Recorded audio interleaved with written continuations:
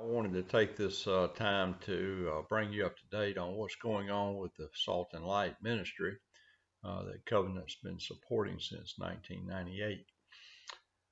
As many of y'all know, the COVID virus has severely impacted that country. But first, let me give you a little background as I will talk about several different things. Um, there's the Salt and Light Ministry Foundation.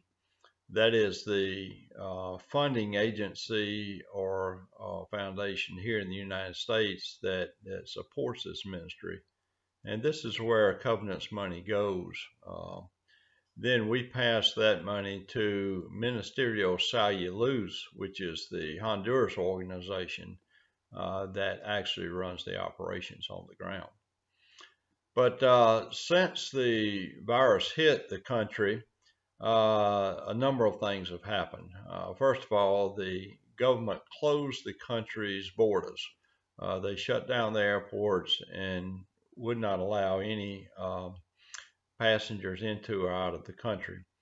The next thing that was done, of course, as here in the United States, the schools were shut down. Only certain businesses could be opened.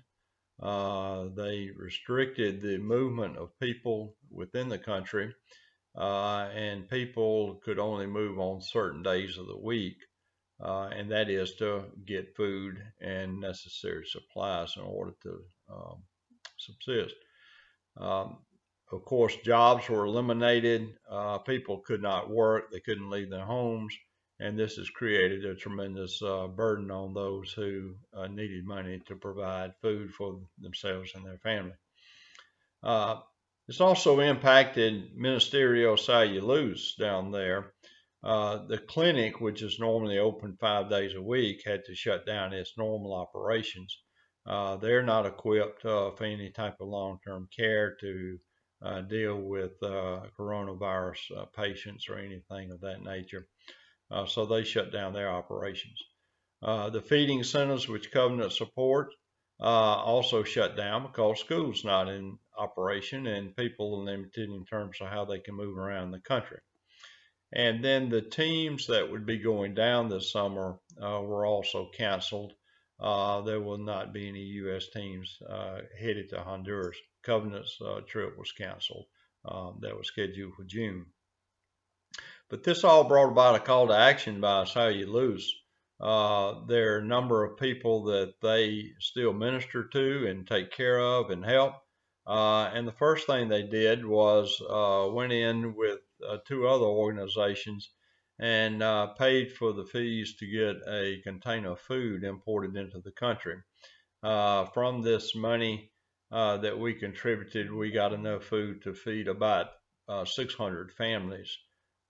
In addition to that, we, as a board here in the U.S., agreed to use some funds that we had available through the feeding centers to feed 175 families that have children who participate in our education sponsorship program. So now the organization down there had to move to prepare about almost 800 food bags to deliver to these people who were in desperate need of food. Also, the medical staff has been involved in continuing to see diabetes and hypertension patients that they've been taking care of and helping, and this has kept the medical staff pretty busy.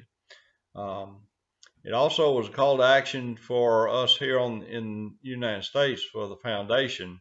The canceled teams, we contacted them. They all agreed to send their project money on down there so that this money could be used to buy food and to help with the meds that were needed. Since the clinic was shut down, there are no fees coming in to buy meds. So they were in desperate need of additional medicines to help them throughout the rest of the year, particularly for the diabetes, hypertension patients. The teams also agreed to contribute their per capita fee, which is a fee that each person pays for being supported by the ministry down there when they go on the visit. And this helps support the staff and keep them employed and doing the things that need to be done to support the people down there. We also had an opportunity to order a large quantity of medicines and have them shipped for free down there. This will help us to be able to support the clinic when it does go back into operations, and to take care of those diabetes and hypertension patients that are part of the programs the clinic operates. So with all that, I just want to say thank you for Covenant support of the ministry. Thank you for the foundation support and their gift this year that would be part of our project that will now enable the people of Saluda Luz to help those people who have medical needs and who are desperate for food.